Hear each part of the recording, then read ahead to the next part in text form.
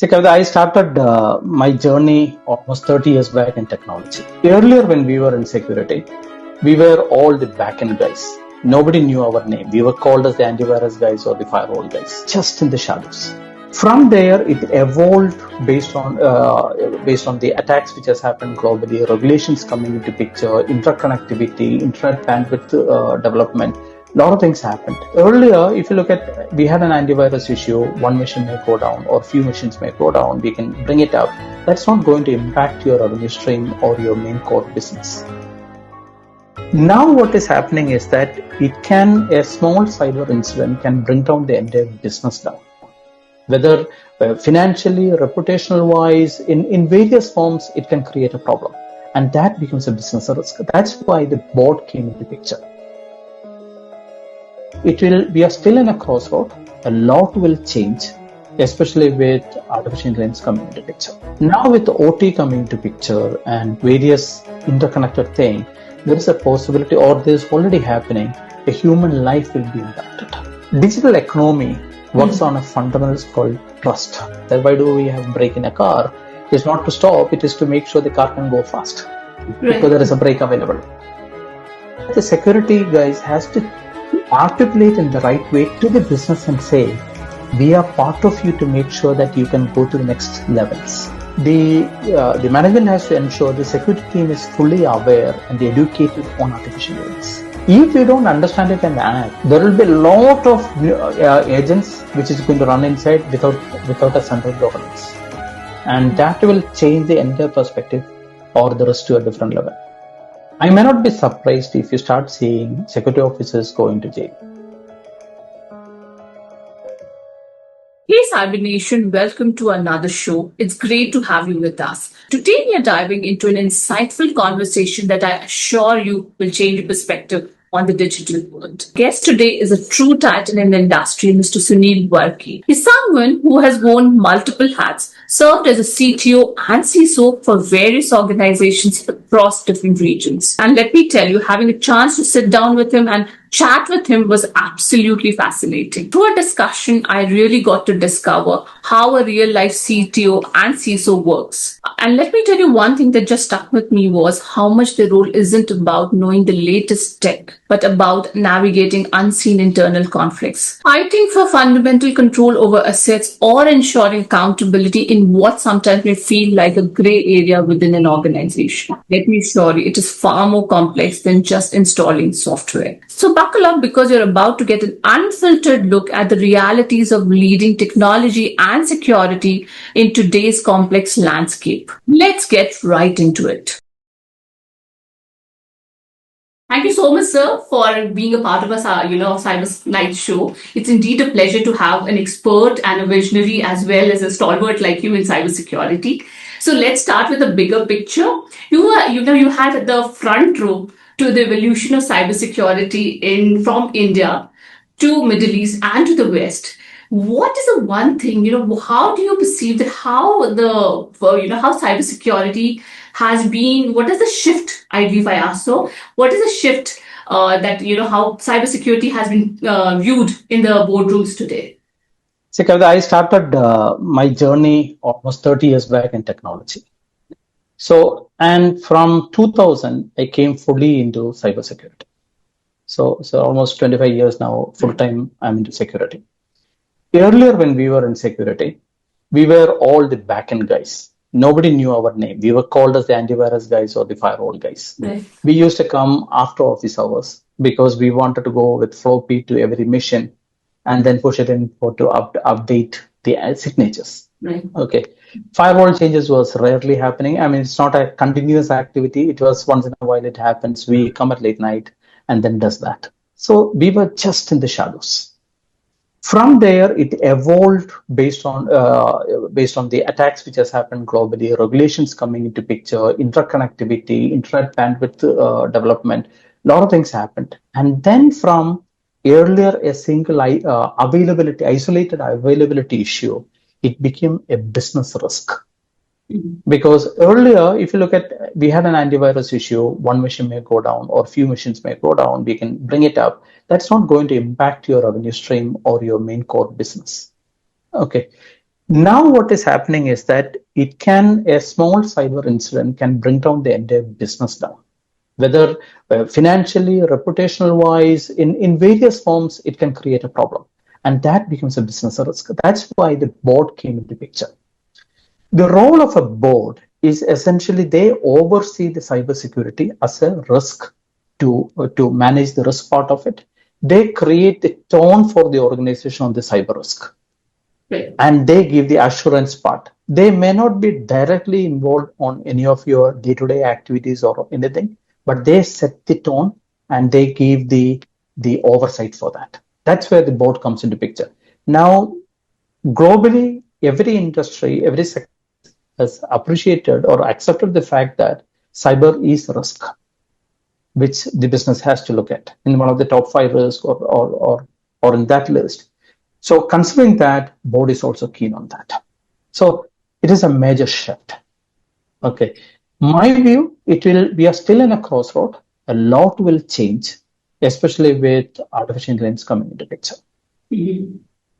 Just before that, we were talking about 5G coming into picture or cloud coming into picture. But what we are going to see in ahead is much, much, much different from that. So board's accountability level may also change a lot. That's something which we need to wait and watch. Just like a paradigm shift, if I may say so, right? It should be. Yes. Yeah. I'll tell you the reason, Kavita, why it is happening also. Yes. Earlier, when a cyber incident was happening, it was more of an economic impact. Because how did it conclude? We do the investigation, all of that. And then a regulatory fine may come into picture, or we need to provide a insurance support to all the stakeholders. So it was all related to economic part of it. Now with the OT coming to picture and various interconnected thing, there is a possibility, or this already happening, a human life will be impacted. Really? Then, so recently there was a news in NHS UK, where a blood test report of a patient was delayed because of a ransomware in their pathology department or a pathology company, due to which the surgery cannot happen on time or treatment couldn't happen on time. A person died. Directly, indirectly, cyber had a role in it. Right. Now, assume a situation where you have an autonomous car totally misbehaving, or any of those things. And end of the day, we identify that it was due to a cyber incident, and the CISO or the accountable person was aware about a vulnerability or a misconfiguration, which he never put a priority to fix it. Right. The crime department may not understand the jargons. They will say you are also party to that because you are aware about the likelihood of this impact of attack, right, and you didn't act. So that's why I said the change is going to be in a much bigger way. Absolutely. We just started seeing it. Only thing is how fast or how smart the lawyers come into picture. Right. Because the impact. That's all the way. Yes. Correct. If it's a smart lawyer, he can come back and say, okay, this happened. It actually, you knew about it as a likelihood that this could have happened because of that, and you didn't act. He can actually twist the entire thing up. Yes. So I think that's the only thing we are waiting to see happening in this. Yeah. So it'll be more accountability part and accountability and dangerous also from a security officers or accountable person. That you are going to see a lot of danger. In the sense, I may not be surprised if you start seeing security officers going to jail. In fact, it happened also, right? Yeah, 1 or 2 cases of not disclosing properly and all of that. Yes. But it may become a rampant thing. Also, there is, because if a crime unit comes for an investigation, it is not like an economic offense group coming. You can say insurance coverage and all of that. This is totally different. Somebody's life is at stake. Okay. So on a lighter note, I used to say that when you are asking for an employment, along with your package, you may have a per diem for the jail term also, jail period. They will say, okay, in case if you go to jail, this is how you are going to cover. But these are all currently theoretical, but possibilities. Yes. So it is, I think the impact is going to be way too high, and a lot of accountability has to come into picture. And I think with the lawyers coming in, coming into the picture, it will be absolutely a very different ballgame altogether. These are all triggers for the stakeholders or senior management or stakeholder to come and do a stringent oversight or a empowerment or a better support because the playground is changing. Right. Yes. So that's what I tried highlighting with that. Absolutely, you're right. But sadly, sir, this is completely true. Kavita, call me Sunil or Varki, not Okay, sir. okay.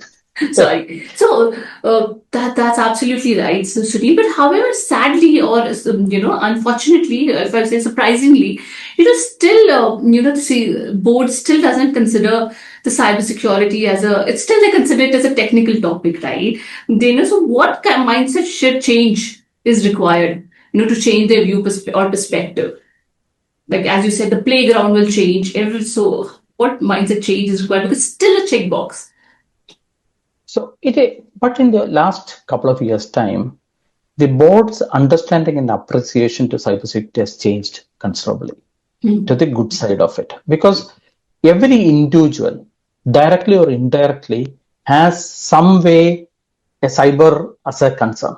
Because it may be your personal social network or your kids getting into trouble with that, or your bank account or a cyber or financial fraud happening around you or a spam call. So all of that thing you're coming across that. So everybody compared to an earlier time is much easier because when I started 25 years back, there was a time we need to sit and explain what is a vulnerability. Absolutely. Yes. Define Okay. vulnerability. Yeah. How does an attacker sitting on the other side of the world going to impact us? So it was all myths and fantasy stories we used to say how it could happen. Right. Okay. Now that's not the scenario. Everybody is aware. True. Okay. So if you look at the constitution of a board, many times none of these board members in most of the companies don't come from a technical background. Right. It also varies from the on the type of business they are into. Right. Okay.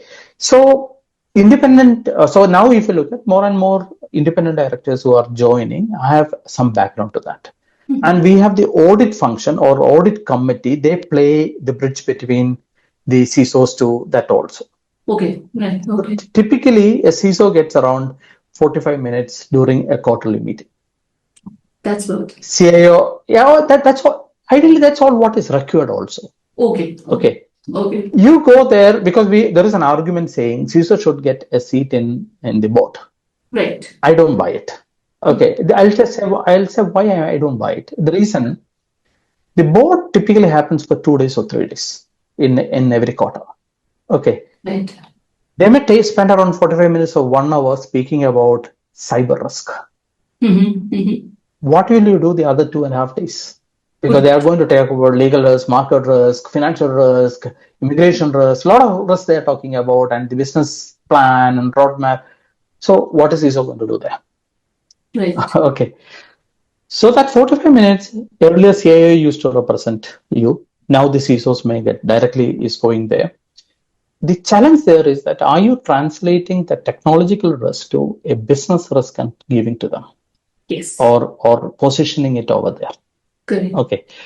Auditor, the head of the audit or the audit committee head actually is your peer on there to support you and make the case there. Right. So once a case is done, the board has to give saying that cyber is a priority for us. Very true. Okay, that's a top-down approach we are talking about. The board has to set the tone. Okay.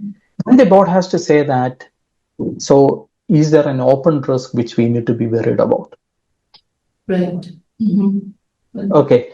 If they should ideally ask CISO, do you need any support or assistance from us beyond what you're currently getting it? Right. True. If you need, ideally, I would say, I had in one organization, chief operating officer one day called me and said, CEO asked me to convey this message. If you're stuck anywhere, because you have a lot of projects happening, and on your way ahead, you will see a lot of headwinds and roadblocks. But if you're stuck anywhere, call me or ask them to call me. I'll make sure your path is smooth. Okay. That assurance gave a lot of confidence in me to move ahead. Right. If the board take a call and say, hey, dear CISO, if you have a problem, this is the accountable person in the board, call him up. Yes. Or, okay, then that is where what is happening there is the tone is set. Very true. Okay. Are you updating your registration? Is there anything I need to be worried about? Okay. Then everybody, problem is CEO wanted to do this thing, but he has so many other priorities. Right. Many times things miss out. Then there is another set of people below him, and these people are really, really afraid to see an open risk. Right. So typically, if you go to then, I have seen many organizations, or I have directly indirect experiences, where you go to a senior management with a potential risk, he'll say, don't show me. Because he's worried that if something happens, we can say that he was aware about it. Yes, right. So you don't want to see it. So instead, they will say, you position or present it in such a manner that we have a risk and I have a plan as CISO to fix it by this time. Okay. So far, everything is good. But the problem is he empowered to do that? Yes. Or is he only taking an accountability with everybody knowing that he cannot execute or fulfill that commitment? Right. That's where the difference is. Because I'm fully okay with that particular leader. He has other priorities to say that I don't want to see it. You just change the word in this way and take the accountability. It's all okay. Provided this person is supported in all ways to make sure that it's executed. Yes. But does it happen so? Does he get the support? In many organizations, yes. So 2-3 ways we could. Recently, I have written a blog on this. Many years back, one of a large media company in US was hacked. And that was a time where a hack happens. The first statement from the company is that we are sacking or we are investigating and we are looking at a more competent person to lead the role. Right. So CISO used to get sacked. But this particular company, the CISO never got sacked. And I got an opportunity, and this was a major hack where global media were covering. So I got an opportunity to speak to the gentleman. And I asked him why you are not sacked. Right. So his answer was, this was big learning. He said, I made sure the accountability, we call the RASI metrics, was updated and published periodically. So due to which when an investigation happened, they couldn't find a fault in my domain, in my responsibility. Right. And they couldn't charge me. Okay. In many organizations, what happens is, CISO, you say the accountable person to run or provide the digital trust or the assurance or secure the company. And CIO or somebody else from the IT will come back and say, I'm going to run everything. I'm going to run your firewall. I run all the security control is with me. 2-3 reasons. One, he gets a lot of headcount, he gets a lot of budget, and he believes that bigger team make him bigger on the position wise. Right. And the CISO has no control on any of the security controls. He's only a reporting guy to the creating dashboard, creating policies, making awareness trainings, nothing more than that. It's a duck sitting to get hit. Right. Okay. So in those type of organization, sometimes CISO may not have the enough muscle or seniority to say that that's not going to work. Okay. The best thing he can do is create a RASI metrics and say, my role is to define the policy. Right. Or to suggest the configuration. You have to enforce it, monitor it, all of that things your responsibility. Right. Once you publish, well, nobody will sign it, but you can publish it. Once you publish it, because many times when people will come and say, I need an exemption because I want to go with an application. You found 5 vulnerabilities on that, but business is priority. I need to go live. I'll fix it after 3 weeks. Right. Send them a document and say, these are the possible likelihood of getting hit. Just flagging it off. You understand all the risk and accept the risk. Right. Depending on his hierarchy. If he's his management also. Right. Then you send it to him. My experience, 99% they will not accept it. They will come back and say, we'll fix it.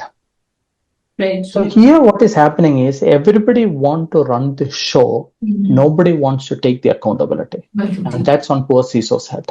Yes. Yes. So anything which is in a gray, anything which is a gray in an organization, they push to the CISO and say it's your responsibility. And some CISO think, wow, I get new division. Right. Oh. Okay, in reality, he's getting more exposures or attack surface or vulnerabilities to fail. Right. Yeah, which they don't. I'm not against any of those things. Only thing is document and establish the accountability in the right manner. So that's where empowerment comes into picture. Right. Let's have very clear guidelines and or rail guards and say that this is where you stand. This is your scope. Right. Another person is responsible for that. Many times that's missing.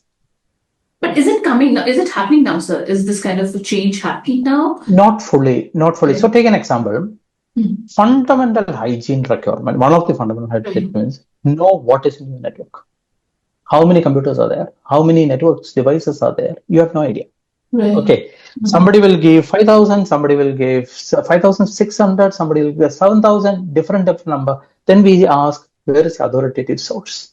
Which one should I trust? Like we say, an Active Directory is our authoritative source for identity, or how many users are there. In the same way, you go back and answer, nobody has an answer to that. In one of the studies, or my earlier company's study, was saying that when we really look at an organization, 20% of the assets are not managed.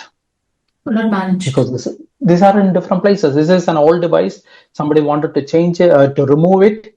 In paper, we removed it, but actually, physically, we never removed it. Or it was a test server still there. Okay. A large bank, many years back, I was speaking to this CISO. He said, I had 200 million plus budget. I done everything possible to secure the bank. But there were 5 servers in the orphan servers in my DMC, which I was not even aware about. And the attack came through that. Because nowhere he had a mechanism to understand that this is my real digital footprint. Okay. That footprint is given by other teams to the CISO. And CISO has to blindly trust it. So now there are many solutions where you can run a network scan to find out, or network sniffing, or listening to understand above the normal methods to find out what is your real visibility of your network. Right. Okay. And many teams don't want CISO to have it. Why? Because the CISO will really understand what is happening. Right. So many times CISO is also in a situation where many of the information he is getting is wrong. Actually, CFO, if you intervene and say, I want to know the exact, he can remove the support cost for many devices, which is actually not in US. He can remove a lot of energy saving. He has a lot of support. He can change a lot of things. Right. If you trimline that. Right. So he's he's not empowered. That's where, if a board asks a CISO saying, are you in control?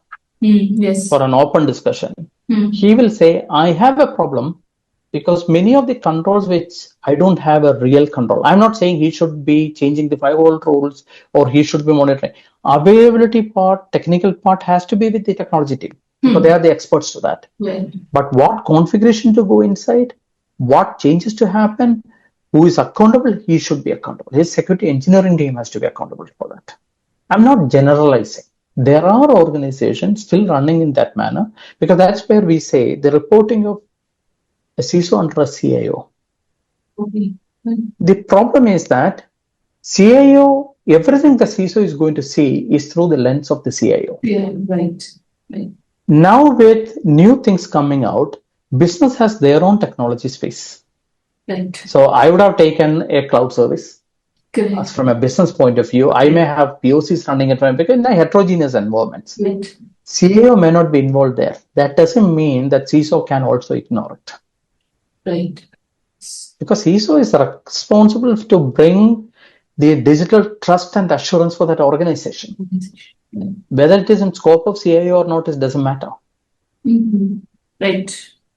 Okay, because business would have taken a SaaS service. Yes. CIO has no role in it. Okay, because he just gave a firewall access or something, or there, nothing more than that. But CISO has a full validation record. There are struggles. Okay, so board intervention or a senior management intervention to make sure this foundational hygienes are taken care will help people a lot. Right. I'll take a classic example. One of a major help, because I got an opportunity to work with amazing leaders and amazing peers and team. Okay. Okay. My learnings majority are from these people around me. Right. Okay. So one day we went to a CEO, and he was 2 level from my role. So I said, I have a trouble. I don't get time to patch the windows to patch. Right. Okay. So I know, I said I have a lot of vulnerabilities. So he said, why is it? I said, we don't get downtime to get the patching done. So he said, have you published a calendar? We said, yes. So then his direction was, if a calendar is published, Right. you can go ahead with that time. If the application is critical, they will have a BCP, and that is the time they need to evoke BCP. If the application don't have BCP, that means they are not critical. Right. Very valid point. They can go to BCP anytime. Right. Okay. You have published, so it's not a surprise. They know the time. Okay. So what on a light note, I told him is that if you can give me this approval to do as per my published scheduled time, I'll give back 20% of the budget, because we are going to make our network resilient. Because if my immune system is better, I'm not going to get sick easily. Right. Absolutely. I may get bigger ones, but anybody who's working is not going to knock me down. Right. Valid point. Yes.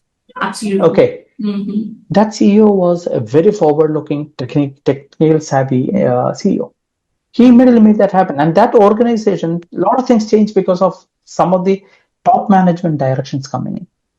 So while we use the word board, it is the senior management group. Yes. All they need to do is say that security is priority for us. That's what is required. That's required.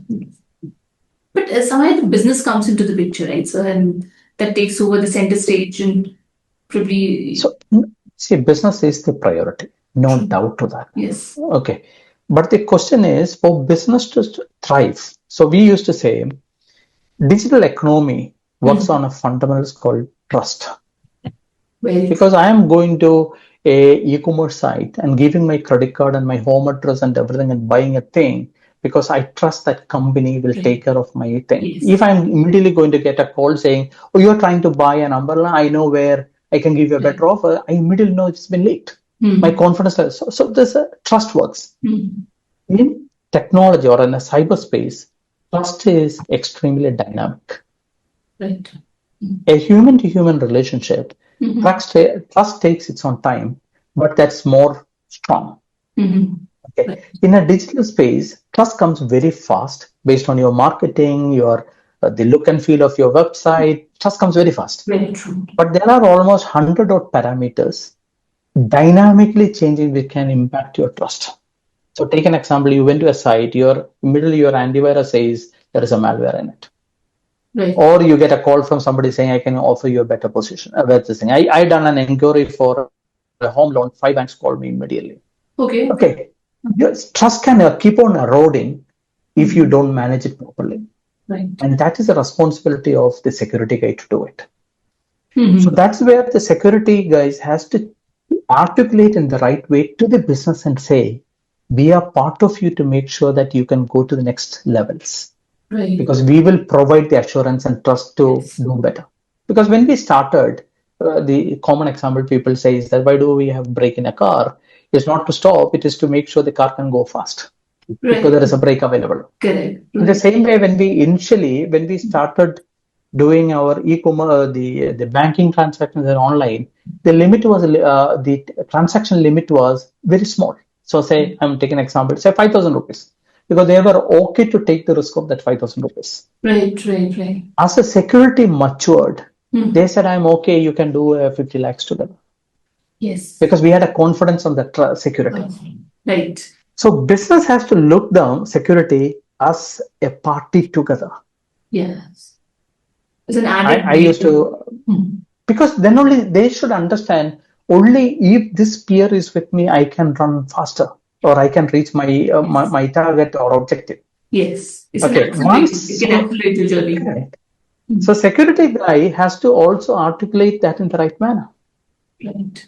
Right. Many a times what happens is, so I used to joke and say, who's the fathers of SHA Okay. are the CIO and CISO? Because you have to do, the business is demanding for a new solution or a new testing. I need 3 servers. I go to the IT will give 20 forms to fill. Right. Then it goes to different approval levels. It takes and then they have to provision it or procure it. It takes 5 weeks. Right. So what the IT does, the business does is they swipe the card and take the cloud instance within an hour. Right. Yes. And they run. They don't even tell the IT function or the CIO. Right. Okay. At some point, the CIO understand there is another estate which I am not even aware about. And that is completely dispersed and that's completely shadowed. And I know many organizations, what they've done is because you go to a cloud provider and ask how many instances we have, it is difficult unless until you know what is the root account. Right. Because everybody bought their own. Yes. Cost-wise, it's overrun. Okay. Risk is high. We have no control. Then I know organization, they went to finance team and said, can you show me all the reimbursement has happened on that? Then we trace back on that reimbursement to find out who procured it. Right. Big exercise. Right. Yes, exactly. Yes. So that was an era where the CISOs and securities had a lot of the red tapes or hierarchical things were complicated. Right.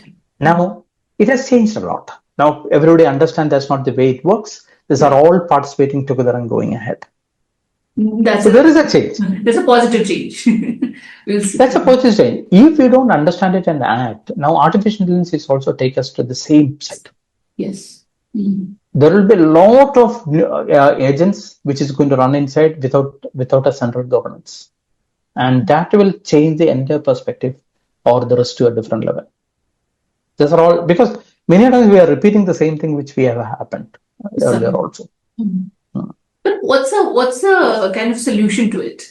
Is there any way to control or to kind of, when you spoke about AI also, the risks? See, the first of all saying that if I go back, so take an example, in small classes, or at least me, I done homeworks promptly because I was afraid of the teacher. He used to scold or beat up. Right. Okay. Right. We also wrote our security policies saying that if you don't adhere to acceptable usage policy, we take HR action. Right. Or HR policy used to say that you come half an hour late, half-day leave will be cut. Right. Correct. Okay, so we had a lot of, these are all punitive controls. I'm saying that I have a stick. If you don't do it, I'll cease. Yes. New generation is least bothered about it. They said, why you cut half day, cut full day. Very true. Okay, they don't care. Okay, that's where the shift of a punitive control to a participative control has to come into picture. Now, ideally, organizations should do is that they have to jump in and say, if the management is given a direction and a policy, first of all, we need to have a policy saying, what is our stand on artificial intelligence? Right. Right. In our corporate asset and corporate information or all of that thing, how should we approach it? Do you have a trouble or you need a guidance? This is the person to call or this is the team to call. We will guide you. Because we cannot stop the artificial intelligence. Right. That's the way forward. So there's the management, first of all, has absolutely guidance and hand-holding. Right. First of all, the management has to ensure the security team is fully aware and educated on artificial intelligence. Yes. Because when the cloud came into the picture, we have suddenly the words called containers, the serverless systems, and all of that thing. Many security guys never understood it at that point. Right. True. Because they don't come from the application development background. Yes. Right. Okay. And many kept shied away from that domain and said, you do whatever, I don't care. And suddenly we found that 85% or huge number of attacks are happening at the exposed applications. Okay. Yes. Now, the similarly way, because agile methods came into picture, we need to cope up with the fast changes or dynamic changes. We need to test a lot of things and nobody empowered or resources added to the security team. Right. So security had to shy away from that to an extent. Okay. The similar way, if you take a call now on artificial intelligence, we are going to get into a big danger because artificial intelligence problem is traditionally all the security guys come from the school of thoughts or our background is confidentiality, integrity, availability. And then we added accountability. With OT coming into picture, we said safety could be also a part Right. related to cyber side. Now we are talking about explainability, biased, and a lot of things on that, which we never thought is going to be in one of our LM. Yes. Okay, think about a situation. I asked for a question to a chat in a prompt in an organization. They give a biased information back to you, you get sued. The reputation of the company is immediately impacted. Okay, so the danger can, because hallucination is another bigger problem. Because the way somebody in LinkedIn few days back, somebody has posted a beautiful saying that the ChatGPT or artificial intelligence right now is in a situation like somebody who has hardly any knowledge, but very confident in responding and speed in responding and very polished way of communicating back. People love it and ask us questions. It's the same way we are asking. We don't know whether it's true or not.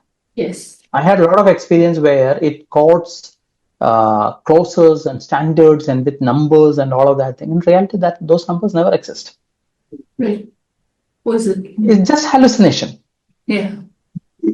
When we start, we are in an era where people believe the WhatsApp University.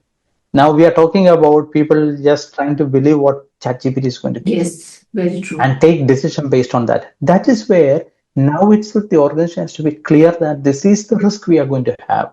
Empower the security team and make them come from the beginning itself. Because ChatGPT or artificial intelligence, works in two ways. One is to enable the services of your organization. Yes. Improve your customer experience, speed, response speed, accuracy, a lot of things. Then the risk associated with artificial intelligence.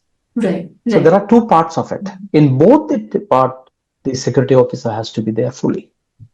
Right. Right. The risk. They should be educated, resources given, all of that. Because when cloud came, people thought it is an incremental addition to security. It is not. It is a totally different terrain. Okay. Now artificial intelligence is coming a totally different terrain. Okay. You need new resources, new skills, new lot of things. But in reality, across the globe, the security resources budget is getting cut or flat. The resources fulfillment is not happening. Sacking is happening. Right. Yes. Okay. Yes. And then you rely on the vendors and say, I have tools, they're going to protect me. Okay. Their R&D budget is getting low. Right. They are just coming with new frills and solutions to improve their revenue models. So that's why I said we are in a crossroad. We need to see how things are changing up. Yeah, but I suppose the risks are way too high for AI than the positive side, right? Until unless we have the standard guideline or some way, the checks and balances. Because the excitement is so high now. Yes. So many organizations, how they're doing is, you have a major data. So we are still struggling to understand how many assets we are in our organization. Now we are talking about a control of your data. So you need to understand what is your legitimate data, who owns it, and then feed it to artificial intelligence to query it or to train it. Right. Okay. First of all, data itself is not ready.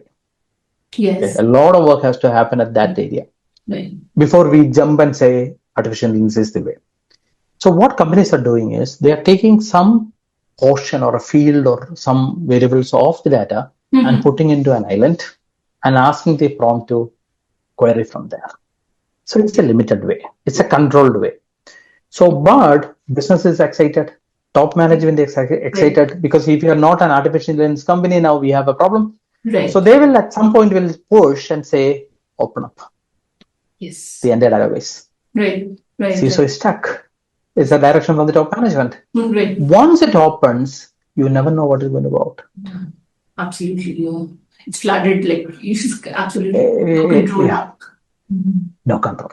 That's where it can be totally in a different manner. So day first today, we had the news coming out saying one of the biggest Medicare fraud in US. of millions and millions of dollars went out. And one of the things which caught my attention was there was a 10 billion or 12 billion from a Russian group. So what they were doing is around a million users' personal identity or PHI data was leaked. Right. So based on that, they have created invoice to procure the kits or essential services, which never procured or delivered, but they reimburse that money. None of the users are aware about it. It's one organized group who done it and took a $10 billion out. My numbers may not be accurate, but this somewhere in that range. Yes. Now, when this leak happened, maybe because somebody kept the S3 bucket open, or somebody just done a testing, or adequate security was not empowered, small, whatever small reason. At that time, if it's searched, there may be a small reasons, news saying, oh, that has been leaked. Now we are seeing an impact of $10 billion, and almost 1 million people's healthcare was denied. Yes. Because the budget has been utilized for that. Taxpayers' money is gone. So we are seeing impacts in different manner. Very true. So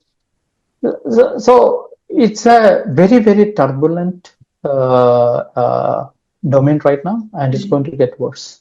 And the sad part is not even touching the health and the critical issues actually. So that's the toughest thing in terms of the health. And the foundational hygiene, because I've been writing for a long time to say that, okay, look at the products. There are around 3,500 to 4,000 vendors in the cybersecurity space. Right. Okay. Everybody is getting revenue. That's why that 4,000 companies are surviving. Okay. Right. A normal or a mid-size organization will have around 40 to 50 different security tools. Yes. Okay. In that 50 tools, if you look at least around 30% will be overlaps. Network team bought one, the security team bought one. Right. Okay. Most of them are half deployed. And think about it, you have 40 different tools. Everything is isolated console. You have a limited number of resources. Right. And how do you expect them to look at 40 different consoles? Absolutely monitor them. Right. You cannot. Absolutely. That's where the platform stories came into picture. We need to segregate and make consolidate and make everything out to platforms. Right. But nobody wants to do it. Okay. The earlier we touched upon, I know one of your questions was also when we were discussing was saying, when this layoffs and all happening out, the resource constraints. Yes. There are, so how, we should surely do a cut, no doubt. Okay. Because some companies are even taking 12% of the IT budget for security. Right. Okay. Even if it's average, maybe around 8%. This all depends on the size of the company, geography, the nature of your business, a lot of things varies. But there are some principles or some indicators when you say, okay, now I can cut. It's like giving a dividend in a company saying I have surplus money. Now there are some matching to say now I have to give a dividend. In the same manner, you can say that I done a lot of optimization or automation due to which I don't need so many people. Or I got a silver bullet. Right. Now I don't need so many people. Okay. So there are 7 or 8 different triggers. If a combination of that happens, I can say, now I'm good. I don't need so much of people. So we have a big festival happening. I deployed law enforcement guys or guards in a huge number. When that is over, I say, I don't need that much. Let me now in a peaceful time. Or the attacker said, you have immunity. I'm not going to attack you anymore. Right.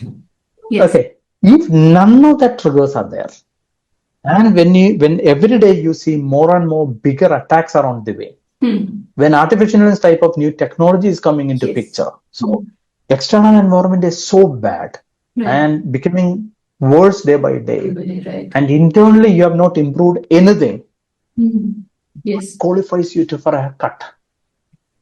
Precisely, yes. So my personal view is that whoever has given in writing or taking the decision to do that cut, that email has to be printed out and kept to show after a year or two saying this is the person who decided to kill us. Right. Yes. That's my view. That's yes, yeah. Or you say, my team has become extremely skillful. Training budgets are also cut. I don't see so much of training happening. Right, exactly. So what qualifies you to cut? Yeah, that's So true. board has to ask those questions. Mm. Because I remember in one of the organization, in one particular year, they said, we have hiring freeze. Right, okay. And that was a time where security market was so huge, so beautiful. I mean, extremely well. Attrition was high. I was losing people, but hiring was for us. So I couldn't do anything because I was losing people. I didn't have the minimum number to operate. So I got an opportunity to speak to the CEO, and I went and asked him, "Sir, we are impacted because of this." He looked at me and asked, surprised and asked, "I never mentioned to cut security because that's a basic need, and you think that I will show." But then where does it come from? Like, He wouldn't have explicitly said security is exempted. right. Yeah. Okay, he said we are in a hiring freeze. That particular thing or order was taken as it is in letter and spirit, Right. but he was not aware. So many times when we say management did not support, management wouldn't have been even aware of it. This is really an eye opener. So that's where, because there is a junior there is a Martin King Luther's this thing saying, if you are a street sweeper, Right. whether Shakespeare has written his masterpiece there, or Michelangelo has done it, or Beethoven has done it, your role is to clean it. Because you are a road sweeper. You're right.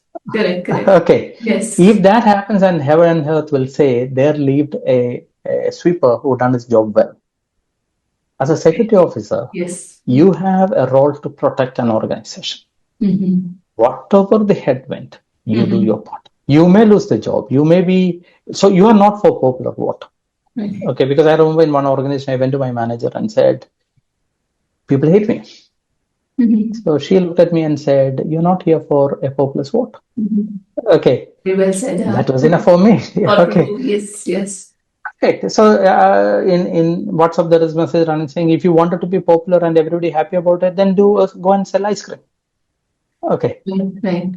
If you are a security officer, do your job well. You may get kicked out, doesn't matter. But some organization will come back and said, you have the guts to do what you are asked to do. Rather than saying, I'm getting part of the system and I'll just be silent and get a hit one day, and then your name will be everywhere saying that you are the CISO who was riding it. Because CISO has that problem. Once that organization fails, his name will be associated at some way or the other. Yes. Yeah. Okay, which is sad. Yes. Because if he's not empowered guy, he just felt for that. Yes. Because others didn't listen to him. So again, I'm not generalizing. There are amazing talents in cybersecurity, real solid ones. Okay, there are people struggling also because of the environment. In last Cocoon, I done one presentation or one session. The subject was the art of checkmating CISOs. So everybody around you, every moment you ask for a change management, you ask for a prerequisite to be fulfilled, you ask for everything, they put a delay, they put a checkmate. Okay. So that is an art. So the CISO cannot move anywhere.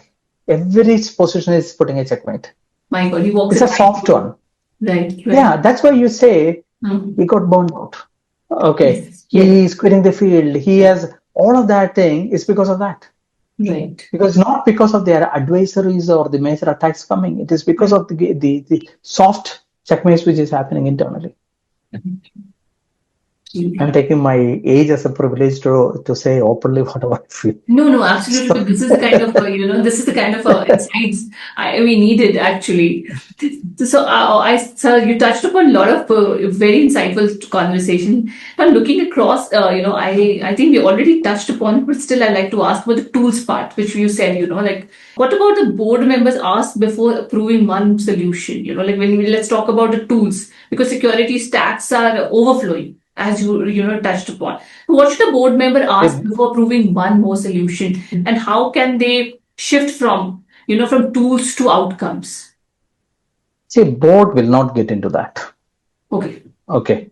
Okay. Boards will not come into nitty-gritty or granular way of any of those discussions. Right. But CISOs during that meeting will say that we may have a risk in this area. So now take an example, artificial intelligence is the new area. Right. We'll say we have an issue Right. and we are trying to address it through policies, process, skill sets, and tools, our technology. Right. So in many of the matured companies, if you actually look at the budget side, they are not doing budget on an absolute number. They are doing budget approval based on an initiative.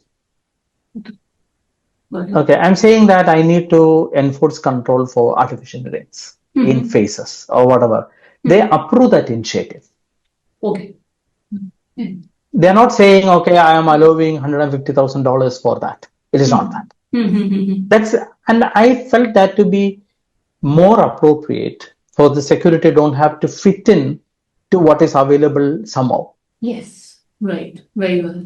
Very aptly said. While he will take a wise decision on that, but that constraints are removed to that. The problem with the tools that we said is that, now take a small example. I'll take example of one of my former company where I was a CTO. We have a fantastic solution, a platform. Right. And this company grew up from NAC. Okay. Network access control. Right. Okay. And they have a platform. It does numerous things of that. It can build visibility. It can become a platform to orchestrate all the security controls. It can do a lot of things. But the RFP which would have come maybe for NAC only. Okay, right. So this is a bundle thing the company sold. Right. The stakeholder is a NAC guy. Okay. He implemented it. He's happy with it. Right. But the company has the empowerment or the license to use completely. Right. You go to a network team, they would have bought another solution for visibility. Yes. Because that inter-team working is not happening. Ideally, they should come back and say, let us leverage here. Yes, right. Precisely. Okay. So everybody has their own views on that. But if you look at 30%, if there is an overlap, when we are constrained about the budget side, why can't one person, the ideally senior management has to put somebody in charge to say, it should not be because security network, because of biggest rivalry in the corporate. Yes. I'm taking a good sense, not in a bad rivalry. Right. Or the tug of war is between the network guys and the security guys. Right. Because whenever something happens in the network, they will say it's because of security. Yeah, till the time that, because network teams are big compared to security. Yes, right. Okay, and they have direct access to everything. So security has to be silent till the time they give the final verdict. Okay. So somebody, neutral party, has to look at all the tool sets and look at the features and say, how much of overlap is there? Forget about ownership and all of that. At some point of time, bring it and say, let me use it in such a manner that I can consolidate the tools. I save a lot of money in that. Now, only limited features are being used. Many tools are there for the sake of the tool. Nobody is abandoning the tools, although it has not been in use. Right. Okay. Somebody who earlier procured, he left the company. Nobody knows what the product is, but they keep on paying the subscriptions. So, but foundational, because these are all additional overheads for the network itself. Vulnerabilities, exposures, all that. So that is where the tool consolidation is required. Earlier it was difficult because these are all different technologies and everything. Now APIs are possible, platforms are available. So you can build. So another classic example is most of these tool companies has come out with artificial intelligence embedded in it, which improves their features and all of that. Right. Hardly companies are leveraging it.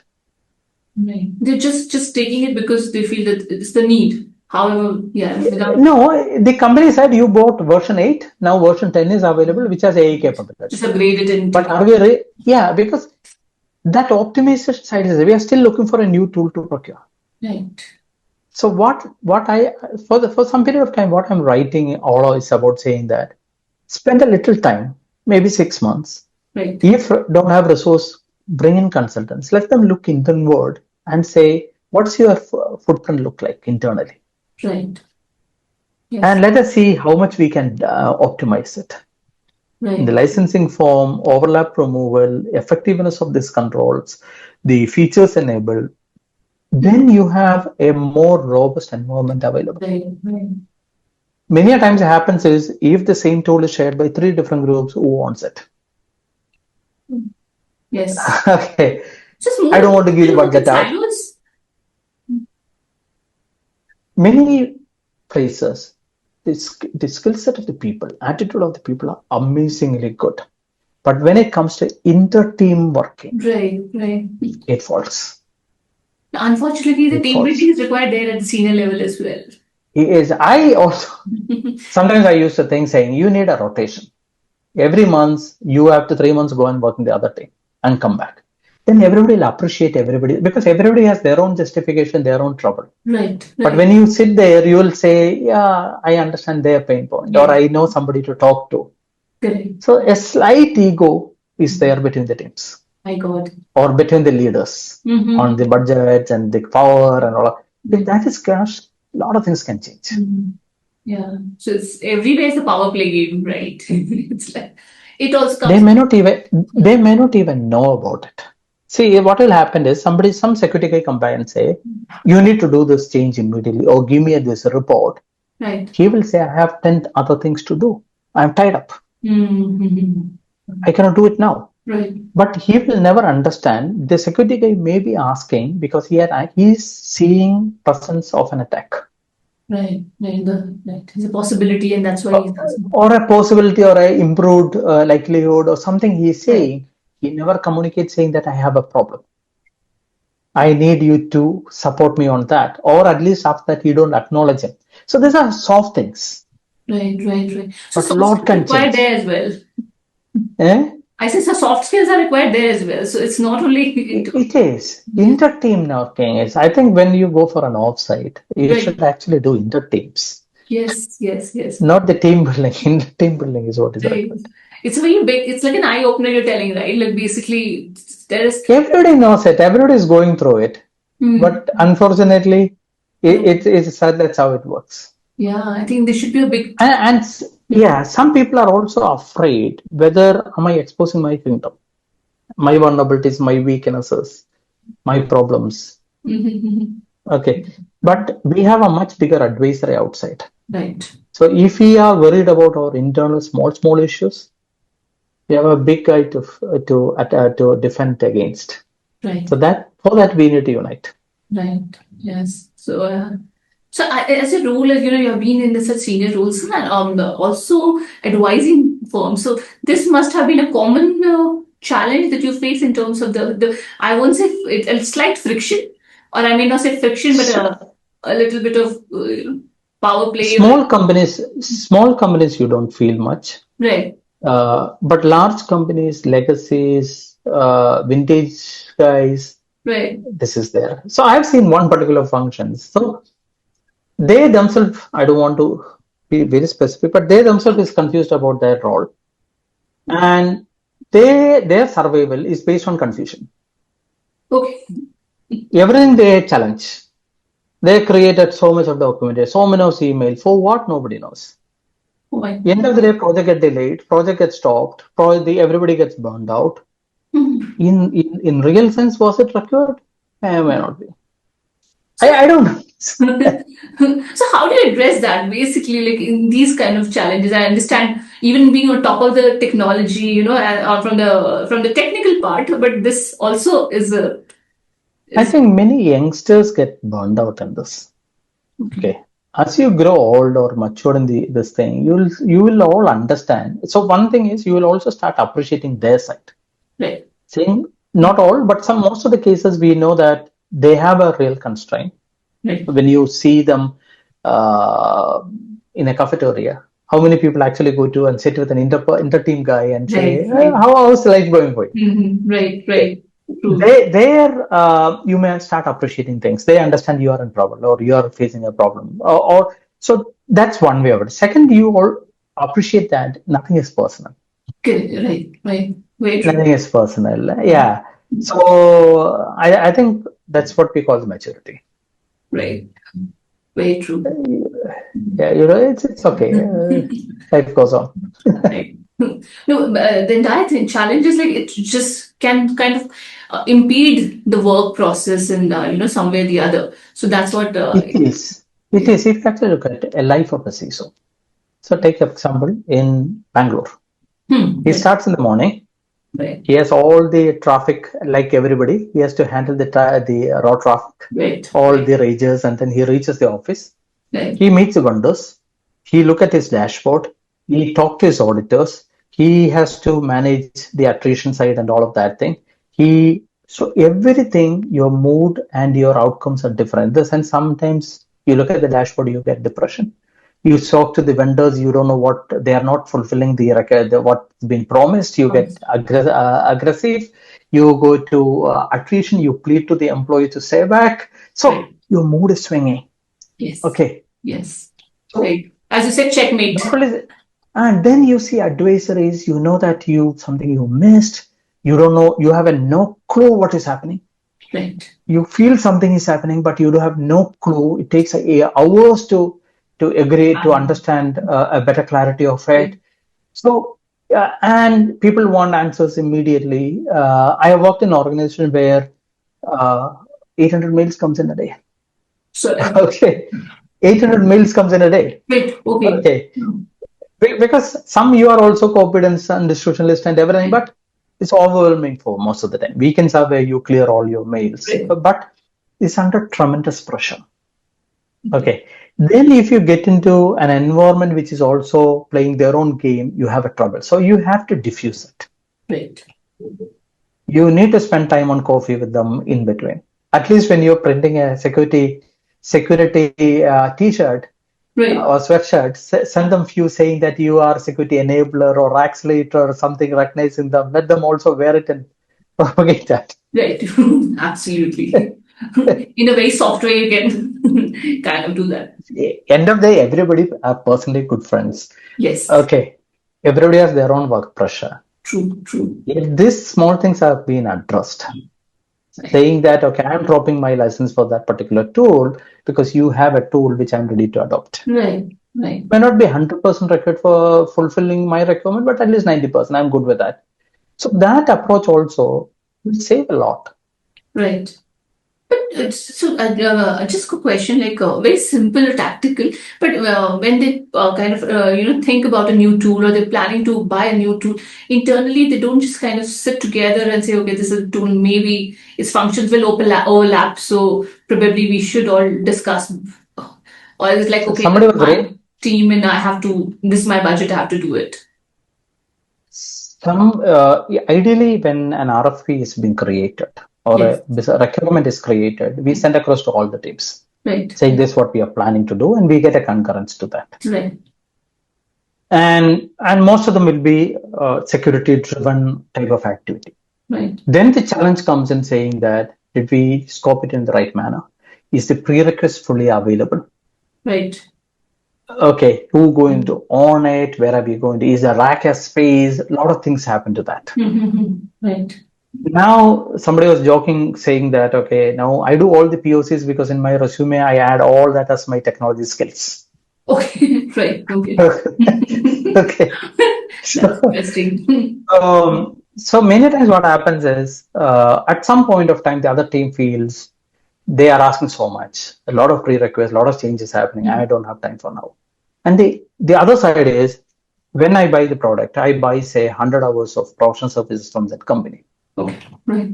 Most of the companies still very recently was operating on time, not on outcome. Outcome, okay. Okay. By the time I exhaust that 100 hours, I would have just completed 10% after the prerequisite battle. Right. Project never completes. Right. Ideally, board should also ask a dashboard. Yes. How much of tool utilization, how much of project abandoned, half completed, fully completed. Absolutely, yeah. That's what I was going to. My next question was. I think then we'll get at least audit committee should ask. Should ask, absolutely, because it may also kind of help you in controlling the budget. Effectiveness also, no? Yes, effectiveness and the budget, right? Absolutely. See, a most common thing, we all buy next generation firewalls. Right. If you look at many of those products are really next generation. Okay. Are we really using more than 50% of the features? Big question mark. Right. Absolutely. Okay, because our checkbox has been ticked, Right. saying that okay, we implemented the next generation. But question, can we improve further? You have to really look at. Right. So there's a lot. Why I'm saying that is, if you look at, we have the hype cycle. No? So every technology, if you look at, it all goes in a hype cycle. At some point, it reaches the peak and it subsides down. That's where the salary ranges, the product pricing, the operating cost all settles down. Right. Okay.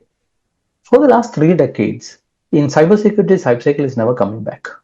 It's just going up. It's going up. No? It's down. It's going up, and attacks are not reducing. Yes, exactly. Okay. My second question was that only. Yeah. Budget is going high. New vendors are coming into picture. Right. Attacks are also going up. Right. And we're living with all sophisticated tools. So, but then, yes, then why? So fundamentally, something is wrong. Right. Absolutely. Yeah. Okay. That is where my view is that first we have to start with that foundational building.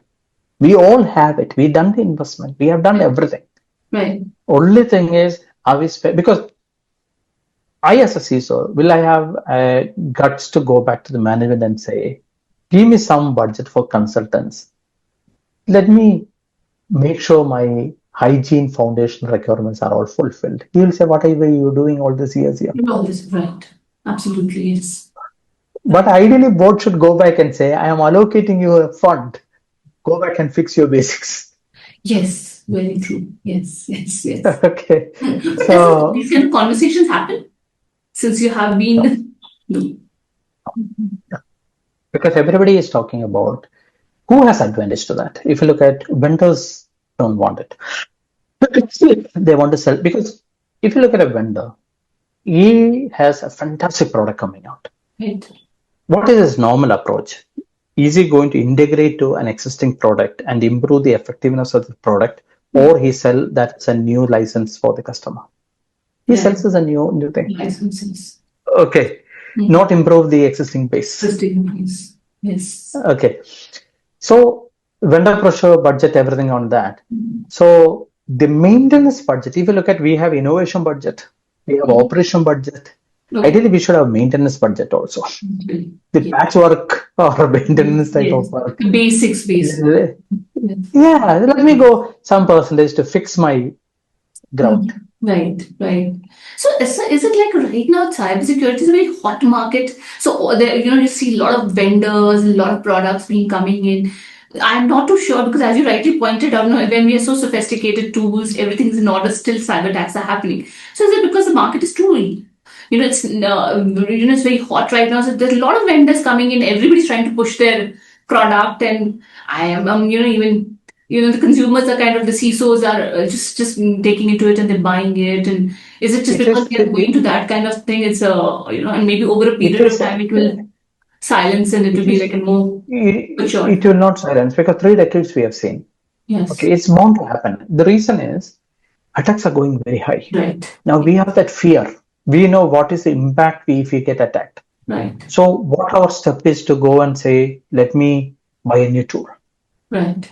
Because a marketing campaign is very powerful. Yes, the risk. I'm not saying the product is bad. Right. So risk is very high. I need a solution for that. Right. But the problem is that, can I also, so take an example. If I don't have a misconfiguration, right, and I don't have any open vulnerabilities, I don't have any unnecessary open exposures, attack surface.